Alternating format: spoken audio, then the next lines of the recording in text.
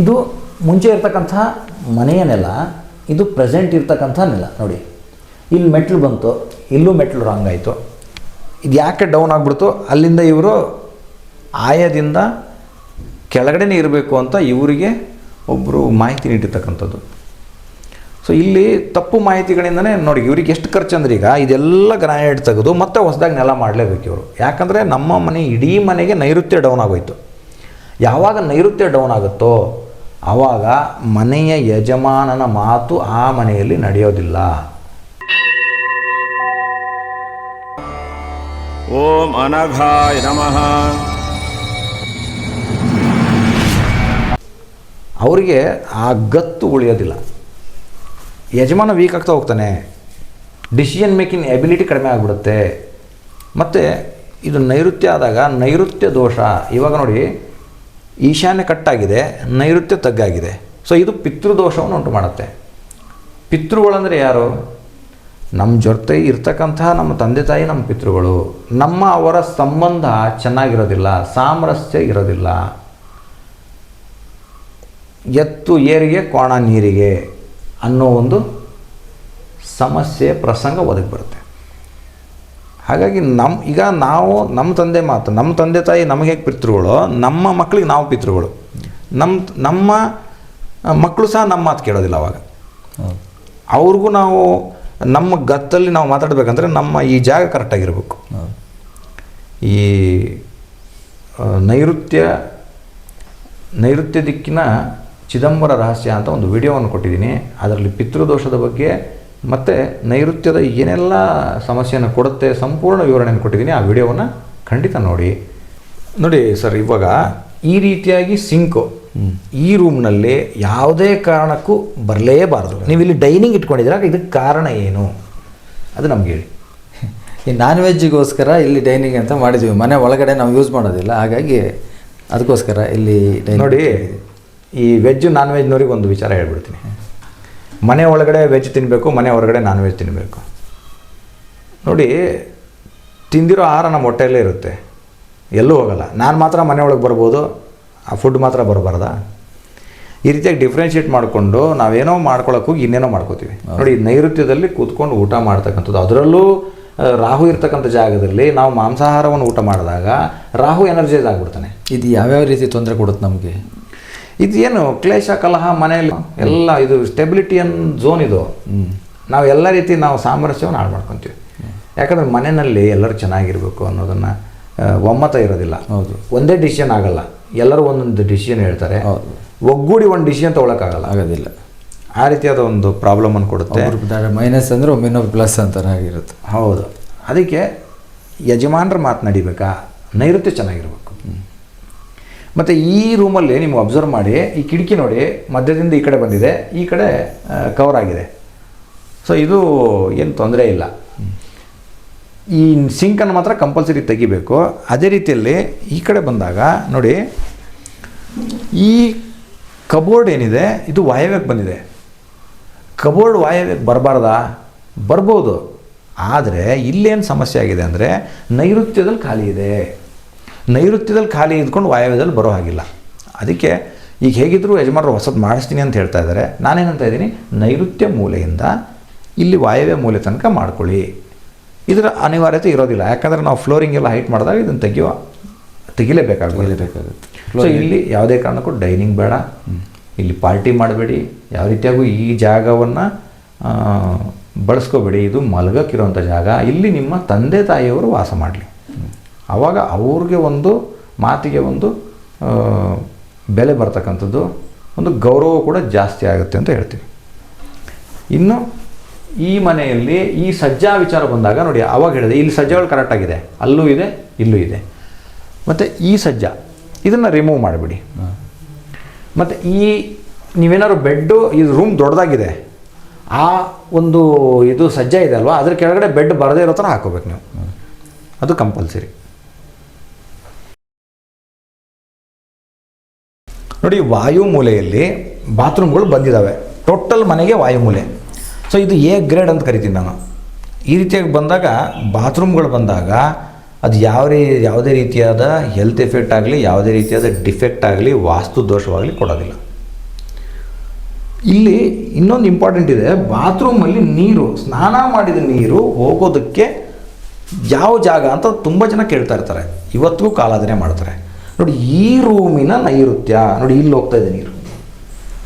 So ಇಲ್ಲಿ ಹೋಗೋದ್ರಿಂದ ಏನಾಗುತ್ತೆ, ನಿಮ್ಮ ಮನೆಗೆ ಬರ್ತಕ್ಕಂತಹ ಸೊಸೆ ಅಂದರೆ ನಿಮ್ಮ ಮಗನಿಗೆ ತರ್ತಕ್ಕಂತಹ ಏನು ಹುಡುಗಿ ಬರಲಿಕ್ಕಿದ್ದಾಳೆ, ಅವಳು ತುಂಬ ಒಂದು ಜಾಣೆಯಾಗಿರ್ತಾಳೆ ಮತ್ತು ಅವರು ಕೂಡ ಸಮೃದ್ಧಿಯಿಂದ ಕೂಡಿರ್ತಾರೆ ಅಂತ ತಿಳಿಸ್ಕೊಡುತ್ತೆ. ನೈಋತ್ಯದಲ್ಲಿ ಯಾಕೆ ಕೊಡ್ತೀರಾ ನೀವು ಅಂತ ಕೇಳ್ತಾರೆ ನನಗೆ, ನಾನು ಪ್ಲ್ಯಾನ್ ಕೊಟ್ಟಾಗ ಕೇಳ್ತಾರೆ, ನೈಋತ್ಯದಲ್ಲೇ ಯಾಕೆ ಕೊಡ್ತೀರಾ ನೀರು ಹೋಗೋಕ್ಕೆ, ಬಾಕಿ ಎಲ್ಲ ನೋಡಿ ಇದು ವಾಯವ್ಯ, ಇದು ವಾಯು ಮೂಲೆಯಲ್ಲಿರ್ತಕ್ಕಂಥ ನೈಋತ್ಯ, ಇದೇ ಡಿಫ್ರೆಂಟು. ಇದನ್ನು ನೈಋತ್ಯ ಅನ್ನೋಕ್ಕಾಗಲ್ಲ ನಾವು, ಈ ರೂಮಿಗೆ ನೈಋತ್ಯ ಅಂತ ತೋರಿಸ್ತಾ ಇದ್ದೀವಿ ನಿಮ್ಗೆ, ಆದರೆ ಇದು ಇಡೀ ಮನೆಗೆ ನೈಋತ್ಯ ಅಲ್ಲ, ಅದನ್ನು ಅರ್ಥ ಮಾಡ್ಕೊಳ್ಳಿ. ಇದು ವಾಯು ಮೂಲೆನೇ. ಬಟ್ ಇದರ ಗುಣ ಏನು ಅಂತಂದರೆ, ಇಲ್ಲಿ ನೀರು ಹೋದಾಗ ಇದು ಮನೆಯ ಮೊದಲನೇ ಸಂತಾನ ಏನಿದ್ದಾರೆ ಅವರಿಗೆ ಸಾಕಷ್ಟು ಏನು ಫೈನಾನ್ಷಿಯಲ್ ಅಭಿವೃದ್ಧಿಯನ್ನು ಕೊಡುತ್ತೆ. ಎನಿ ಟೈಮ್ ಅವ್ರ ಹತ್ರ ಒಂದು ಹಣಕಾಸಿನ ವ್ಯವಸ್ಥೆ ಚೆನ್ನಾಗಿರುತ್ತೆ, ಅವ್ರದ್ದು ಮನಿ ಮ್ಯಾನೇಜ್ಮೆಂಟ್ ಚೆನ್ನಾಗಿರುತ್ತೆ.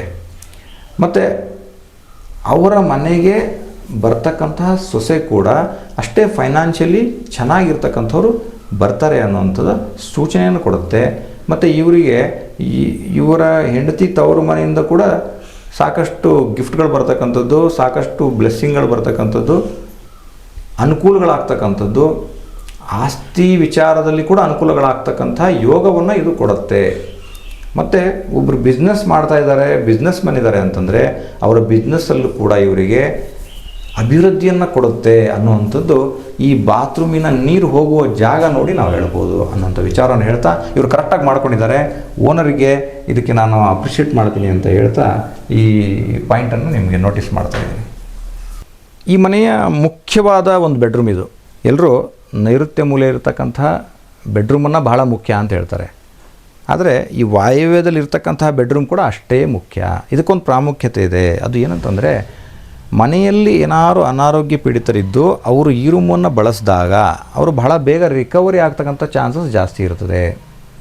ಮತ್ತು ಈ ರೂಮಲ್ಲಿ ಈ ರೀತಿಯಾಗಿ ಈ ರೂಮಿನ ಈಶಾನ್ಯ ಇಡೀ ಮನೆಯ ಉತ್ತರ, ಇಲ್ಲಿ ಈ ರೀತಿಯಾಗಿ ಭಾರವನ್ನು ಹಾಕಬಾರ್ದು, ಅದರ ಬಗ್ಗೆ ಗಮನ ಇರಲಿ.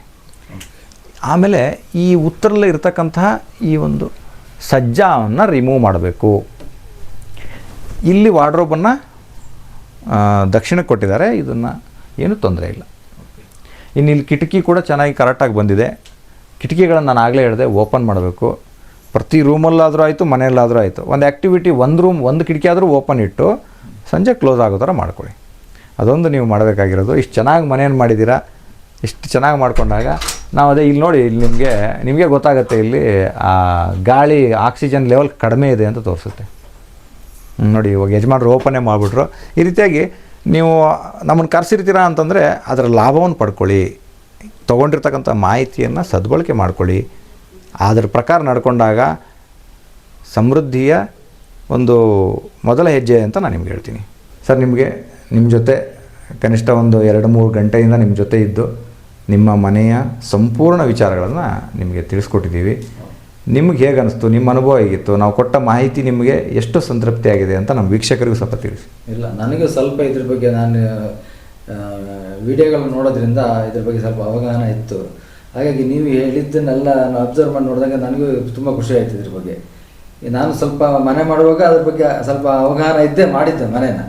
ಆದರೂ ಕೆಲವರು ಇನ್ನೊಬ್ಬರು ಹೇಳಿದ ತಪ್ಪಿದ್ದರಿಂದ ಸ್ವಲ್ಪ ಅಲ್ಲಲ್ಲಿ ತಪ್ಪುಗಳಾಗಿತ್ತು. ಅದು ನೀವೀಗ ಬಂದು ಹೇಳಿರೋದ್ರಿಂದ ಅದನ್ನೆಲ್ಲ ಪೂರ್ತಿ ಕರಪ್ಷನ್ ಮಾಡ್ಕೊಂಡ್ಬಿಟ್ಟು ಮತ್ತೆ ನೀಟಾಗಿ ಮಾಡ್ತೀನಿ. ನೋಡಿ, ಅವ್ರಿಗೂ ಸ್ವಲ್ಪ ನಾಲೆಜ್ ಇತ್ತು, ಆದರೆ ಅವರಿಗೆ ಸಿಕ್ಕಿರೋ ಮಾಹಿತಿನೇ ತಪ್ಪಾಗಿದೆ. ಈ ರೀತಿಯಾಗಿ ಮಾಹಿತಿ ತಪ್ಪಾಗಿ ಸಿಕ್ಕಾಗ ಅವರಾದರೂ ಏನು ಮಾಡ್ತಾರೆ? ಹಾಗಾಗಿ ನಾನು ಅನ್ನೋದು, ನಿಮ್ಮ ವಾಸ್ತು ಸಲಹೆಗಾರರನ್ನ ತುಂಬ ಪರಾಮರ್ಶೆ ಮಾಡಿ ಆಯ್ಕೆ ಮಾಡ್ಕೊಳ್ಳಿ. ಒಮ್ಮೆ ಒಬ್ಬರನ್ನ ಆಯ್ಕೆ ಮಾಡಿಕೊಂಡ್ರೆ ಮತ್ತೆ ನೀವು ಕನ್ಫ್ಯೂಷನಲ್ಲಿ ಹೋಗ್ಬೇಡಿ. ಒಬ್ಬರನ್ನ ಆಯ್ಕೆ ಮಾಡುವಾಗಲೇ ಫೈನಲ್ ಮಾಡ್ಕೊಳ್ಳಿ, ಒಬ್ಬರನ್ನ ಫಾಲೋ ಮಾಡಿ. ಏನಂತೀರಾ ಸರ್? ಹೌದು, ಕರೆಕ್ಟ್. ಅದು ನಾವು ಯಾವ ಫಸ್ಟ್ ಆಯ್ಕೆ ಮಾಡ್ಕೊತೀವೋ ಅವ್ರನ್ನೇ ಫಾಲೋ ಆದರೆ ಅದು ಖಚಿತವಾಗಿರುತ್ತೆ. ಹೌದು. ಮತ್ತೆ ಯಾರೋ ಇನ್ನೊಬ್ರು ಹೇಳಿದ್ರು ಅಂತೇಳಿ ಮತ್ತೆ ಡೈವರ್ಟ್ ಆದರೆ ಮತ್ತೆ ಅದು ಎಲ್ಲ ಚೇಂಜ್ ಆಗ್ತಾನೆ ಇರುತ್ತೆ. ಹೌದು, ಮೈಂಡ್ ಚೇಂಜ್ ಆಗುತ್ತೆ, ಹೇಳಿರೋ ವಿಚಾರಗಳು ಚೇಂಜ್ ಆಗ್ತವೆ. ಅವ್ರಿಗೇನು ಗೊತ್ತಿದೆ ಅಷ್ಟು ಹೇಳ್ತಾರೆ. ಬಟ್ ಇಷ್ಟು ಡೀಪಾಗಿ ನಿಮಗೆ ಪ್ರತಿಯೊಂದು ವಿಚಾರನೂ ಬಿಡಿಸಿ ಹೇಳಿದ್ದೀನಿ.